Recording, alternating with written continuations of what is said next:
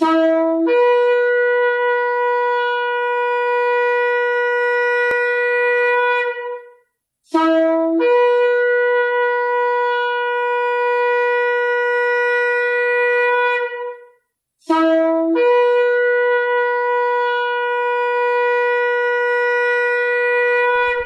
RPK yang dikasihi Tuhan, dimanapun Anda berada.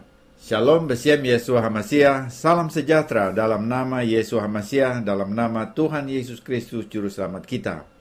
Selamat mengikuti siaran Tekiah, Telaah Kata Ibrani Alkitabiah bersama saya, Gembala Benyamin Obadiah, Ketua GKMI Gereja Kehilat Mesianik Indonesia Jakarta. Siaran Tekiah dimaksudkan untuk menggali kebenaran Alkitab dari bahasa dan masyarakat Ibrani yang menjadi persemaian tumbuhnya iman Kristiani kita yang berasal dari tanah perjanjian Israel di Timur Tengah. Saudara dapat mengajukan pertanyaan ke 0812-9912-430. Hari ini kita akan membahas kata Ibrani Hayei Sarah, artinya kehidupan Sarah. Dalam bahasa Ibrani ini dieja Het Yud Yud, dibaca Hayei, kemudian Sin Res He dibaca Sarah.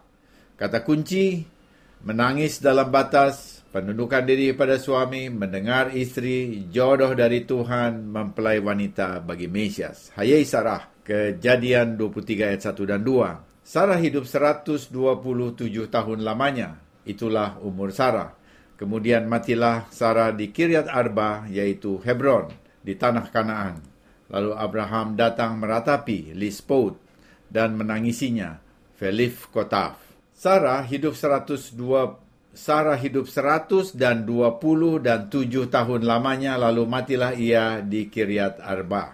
Dalam Torah beraksara Ibrani, umur Sarah dicatat dalam 3 bagian, yaitu Me'ah Shana, 100 tahun, Ve'esrim Sana, dan 20 tahun, serta Ve'shefa Sana, dan 7 tahun. Mengapa Torah membagi penghitungan tahun-tahunnya menjadi 3 bagian itu? Naskah Midrash Hagadol yang dikenal orang Yahudi menjelaskan, ini untuk memberitahu kita bahwa setiap hari dalam hidupnya semuanya setara. Pada usia 100 tahun ia seperti berusia 20 tahun dalam kekuatan. Pada usia 20 tahun ia seperti berusia 7 tahun dalam kesederhanaan dan kesucian. Pada usia 7 tahun, ia seperti berusia 20 tahun dalam hal kecerdasan, dan pada usia 20 tahun, ia seperti berusia 100 tahun dalam kebenaran. Ini merujuk pada kehidupan Sarah yang konsisten, stabil, dan menjaga diri. Abraham datang untuk berduka karena Sarah. Dari mana dia datang? Dia datang dari Bukit Moria bersama Yitzhak yang tidak jadi dikorbankan. Jarak Bukit Moria dan Kiryat Arba atau Hebron itu sekitar 40 km.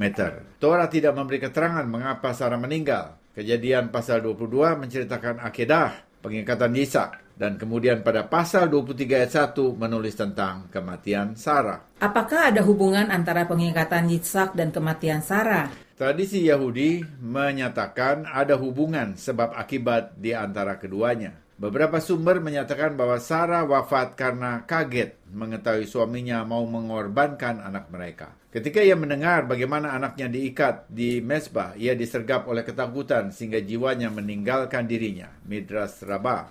Legenda lain menyebutkan Satan berusaha menggagalkan pengikatan Ishak untuk mengerdilkan iman Abraham yang berdampak pada gagalnya perjanjian janji. Namun sesudah gagal menghalangi Abraham dan Ishak, Satan menjadikan Sarah sebagai sasaran tembaknya. Satan berkata, "Celaka Sarah, apakah kau belum mendengar apa yang terjadi?" "Belum," jawabnya. Satan menambahkan, "Suamimu mengambil Ishak, menyembelihnya dan mempersembahkan dia sebagai korban bakaran di atas mezbah." Anak itu menangis tetapi tak ada yang menyelamatkan dia. Sarah pun mulai menangis. Ia meratap seperti suara tiupan tekiah. Ia menangis keras 3 kali seperti suara teruah dari shofar. Dan jiwanya meninggalkan dia dan ia wafat. Dari Pirkei de Rabbi Eliezer 32. Namun ada juga yang menambahkan, Sarah mencari anaknya dan sampai di Hebron, ia mengetahui anak tunggalnya tidak jadi dikorbankan. Ia bersuka cita dan sesudah itu ia wafat. Sarah meninggal di Kiryat Arba, yaitu Hebron, di tanah Kanaan. Abraham meratapi Lisbot istrinya. Para rabi dalam Talmud menerjemahkan kata meratapi dari kata syafat seperti eulogi atau pujian. Abraham memuji jasa-jasa Sarah sebagai kata-kata perpisahan. Abraham menangisi Velif Kota Sarah. Huruf kaf dalam Velif Kota ditulis dengan ukuran huruf yang lebih kecil, yang disebut rijus. Ini kita bisa lihat dalam Kumas Ibrani. Bagi para rabi, ini menunjukkan isyarat yang disebut remes dalam hermeneutik Yahudi. Setiap huruf dalam Torah syarat dengan makna. Bahkan Yesua mengatakan 1 iota atau 1 titik pun tidak akan ditiadakan dari Torah sebelum semuanya terjadi. Matius 5 ayat 18. Dalam hal ini, penulisan kaf lebih kecil dari yang lainnya menunjukkan bahwa Abraham menangisi istrinya secara terbatas. Ia tidak menangis di luar batas. Tentu ia mengasihi istrinya. Ia sedih namun tak meratap seakan tanpa pengharapan. Sikap ini ditulis oleh Rav Shaul Paulus juga di dalam 1 Tesalonika 4 ayat 13. Sarah merupakan pasangan Abraham dalam perjalanan melewati 10 ujian iman dari Tuhan kepada suaminya. Sarah meninggalkan keluarganya bersama Abraham untuk menjadi orang asing di tanah orang. Dalam perjalanan ia mengalami bahaya kelaparan di Kanaan sehingga ia harus turun ke Mesir. Di Mesir, Firaun ingin mengambil Sarah yang cantik sebagai istri, walaupun ia sudah berumur pada waktu itu lebih dari 65 tahun. Sarah tidak silau dengan kekayaan Firaun. Sarah mengikuti saran suaminya untuk mengaku bahwa Abraham adalah saudaranya. Ini benar, namun yang dimaksudkan agar Abraham tidak dibunuh untuk diambil istrinya. Sarah tunduk kepada suami, bahkan menyebut Tuhan kepada Abraham. 1 Petrus 3 ayat 5-6. Karenanya Tuhan menjaga Sarah sebab Tuhan punya rencana besar terhadap Abraham dan Sarah. Sebaliknya, suami juga perlu menghargai istri sebagai teman pewaris kasih karunia agar doanya tak terhalang. 1 Petrus 3 ayat 7. Akibat perlindungan Tuhan terhadap Sarah, Abraham mendapat banyak kekayaan berupa ternak dan hamba lelaki dan perempuan termasuk Hagar yang diberikan oleh Firaun sebagai pembantu Sarah. Kembali ke Kanaan, Abimelekh melihat Sarah dan mau mengambil Sarah sebagai istrinya. Ketika Abraham diganggu atau keluarga Abraham diganggu karena istrinya yang cantik. Kembali Adonai memberi perlindungan khusus kepada Sarah sehingga ia dikembalikan kepada suaminya dengan selamat. Karena mandul, Sarah mengambil inisiatif untuk memberikan Hagar, pembantunya, kepada suami untuk dijadikan selir. Sesuai budaya saat itu, anak yang didapat akan dianggap anak oleh Sarah sebagai nyonyanya. Namun baru saja hamil, Hagar sudah menunjukkan sikap memandang rendah nyonyanya, menyalahi kebiasaannya, sehingga Sarah mengeluh pada Abraham. Abraham mengembalikan Hagar kepada nyonyanya, dan Sarah bersikap tegas, sehingga Hagar lari meninggalkannya. Hagar melahirkan Ismail, yang artinya Elohim mendengar perkaramu. Sesudah mereka kembali, mengapa Hagar dan Ismail diusir kedua kalinya? Ya, Ismail kemudian membuat ulah terhadap Yitzhak yang baru lepas susu, sehingga Sarah meminta Abraham mengusir Ismail dan ibunya. Abraham menjadi sebal atas peristiwa ini. Namun Elohim berfirman kepadanya agar dalam segala yang dikatakan Sarah kepadamu, haruslah engkau mendengarkannya. Sebab yang disebut keturunanmu ialah yang berasal dari Ishak. Kejadian 21 ayat 12. Perintah ini meletakkan posisi Sarah sebagai orang yang memahami kehendak Tuhan, sehingga ia dipandang sebagai nabiah yang pertama. Sarah menyatakan kualitas keadilan, justice, sementara Abraham menyatakan kualitas belas kasihan, mercy. Sarah benar karena keduanya harus seimbang. Ujian yang ke-10, yaitu yang terakhir yang dijalani Sarah bersama Abraham, adalah akedah atau pengikatan Ishak. Dampaknya ternyata bukan Ishak yang mati, tetapi Sarah ibunya. Kisah ini nyaris tak terdengar di lingkungan Kristen bangsa-bangsa. Ini sangat logis karena menunjukkan kecintaan seorang ibu kepada anak perjanjian yang dilahirkannya secara mujizat di hari tuanya. Sarah dikuburkan di Gua Mahpela yang sampai sekarang masih terpelihara di Hebron.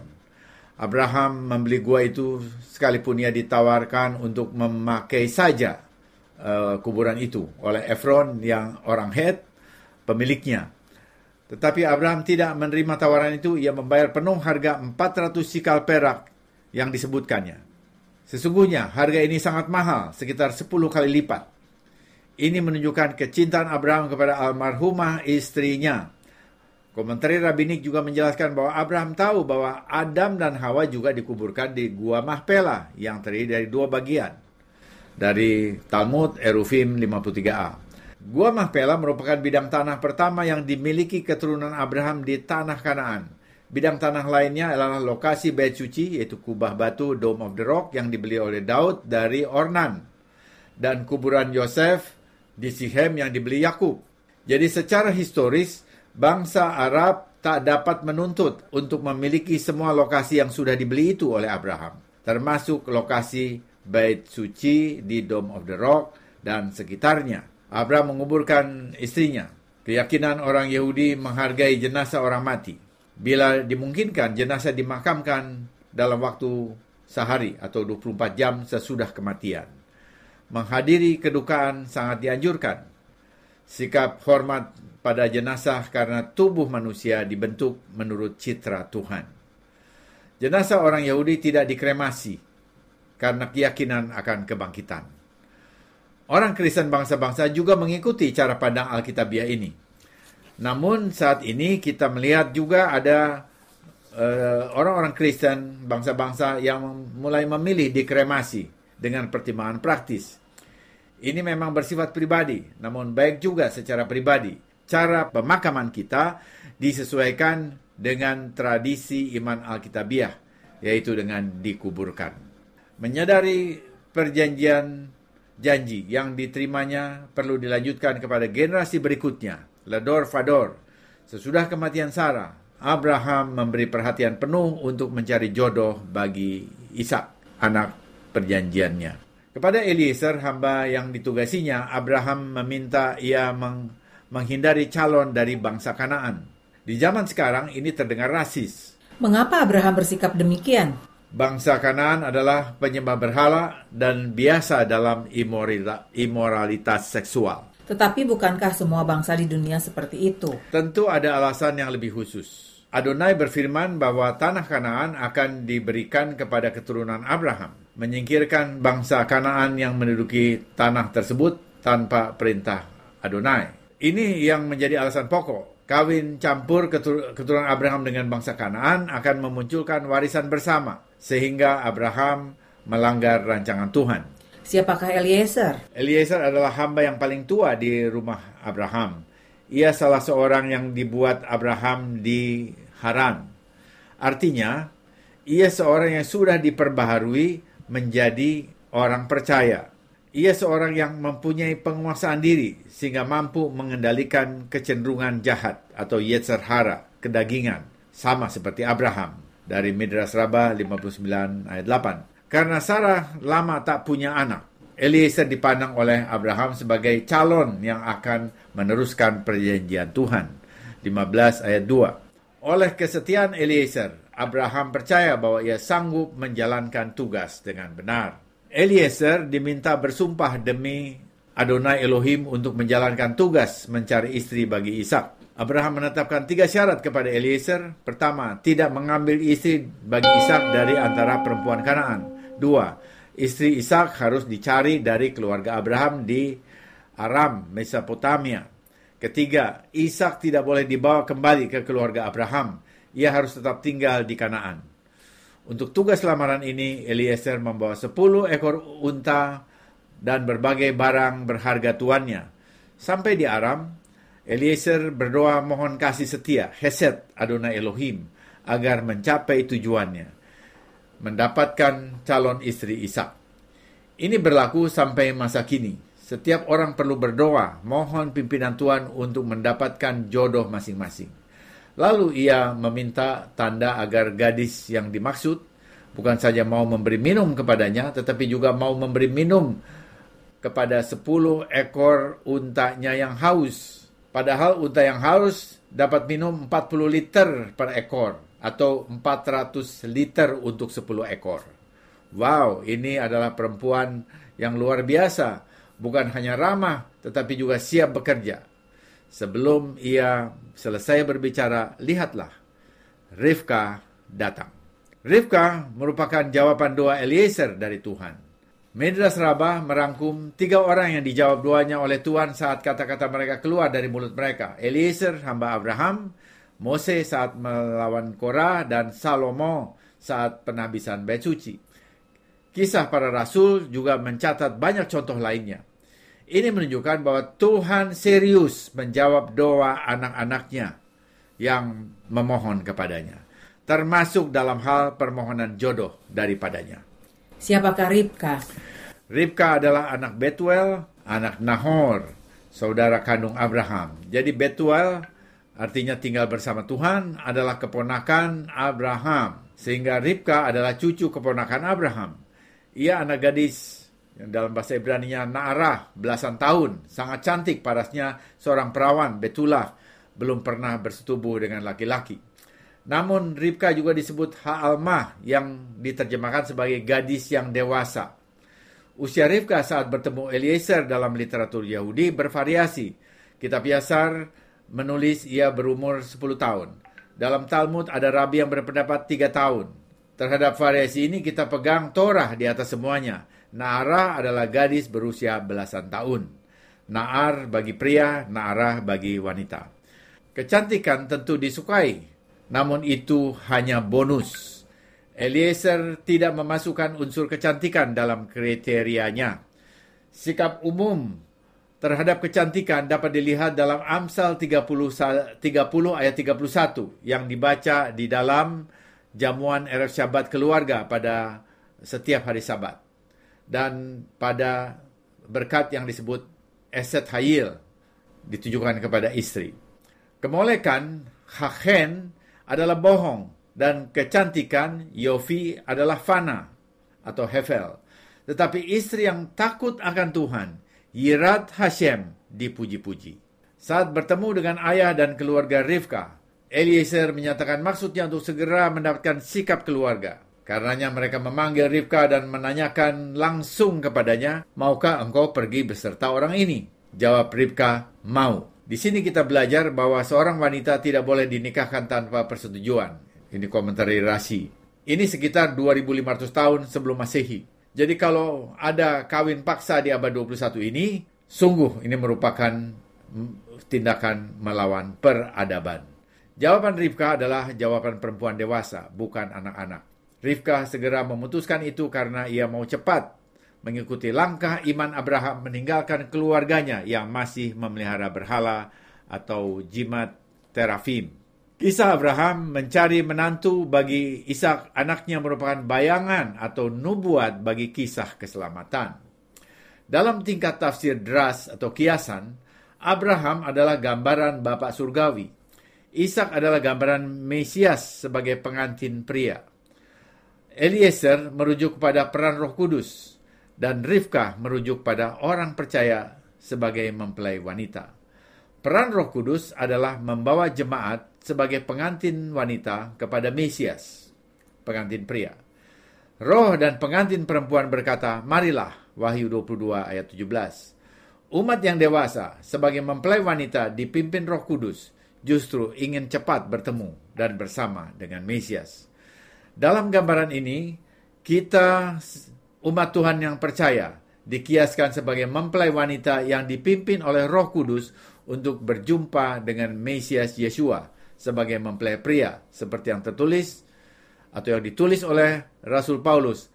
Aku telah mempertunangkan kamu kepada satu laki-laki untuk membawa kamu sebagai perawan suci kepada Mesias. 2 Korintus 11 ayat 2. Karena melalui dia, yaitu Mesias, kita kedua pihak, yaitu Yahudi maupun non-Yahudi, dalam satu roh beroleh jalan masuk kepada Bapa. Efesus 2 ayat 18. Saudara, marilah kita memberi diri dipimpin oleh Roh Kudus untuk membawa kita kepada Yeshua HaMashiach, Yesus Kristus yang adalah jalan, kepada Bapa Surgawi. Semoga siaran ini memberkati saudara. Informasi bagi saudara, ibadah Syabat Mesianik GKMI disiarkan secara live streaming di YouTube. Subscribe channel Kehilat Mesianik untuk mengikuti ibadah. Bila saudara diberkati oleh siaran Tekiah dan mau kembali memberkati siaran ini, saudara dapat mengirimkan dukungan dengan menghubungi Happy di 0811 910 814, 0811 910 814. Sesudah narasi ini kita akan mendengar lagu rohani berjudul I'm Looking for a Bride, Aku Mencari Mempelai. Lagu ini melukiskan Yesua sebagai raja mencari mempelainya. Aku mencari mempelai wanita yang menaruh firman-Ku dalam hatinya. Ini sesuai dengan perkataan Yesua, jika engkau mengasihi aku, lakukanlah segala perintah-Ku. Yohanes 14 ayat 15. Mari kita menjadi mempelai wanita bagi Mesias dengan melakukan firman-Nya dalam kehidupan yang kudus. Tiba saatnya saya Gembala Benjamin Obadiah dan Penatua Ira Obadiah mohon diri dari ruang dengar saudara. Sampai jumpa pada siaran mendatang. Yesua keselamatanku, Torah kesukaanku, menuju kepenuhan bangsa-bangsa. Shalom.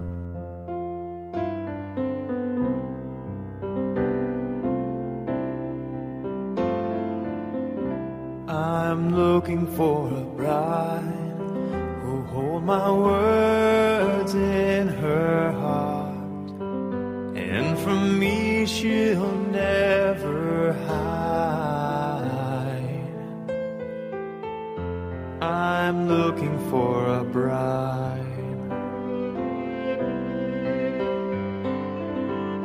I'm looking for a song of joy in her heart. And when she hears my call, she'll surrender. I'm looking for my bride. She adorns herself with the words I speak, waits patiently to hear my call. She'll love me enough to keep my commands. I'm looking for a bride. I'm looking for my bride. So what would you do if I chose you today? To walk hand in hand through eternity.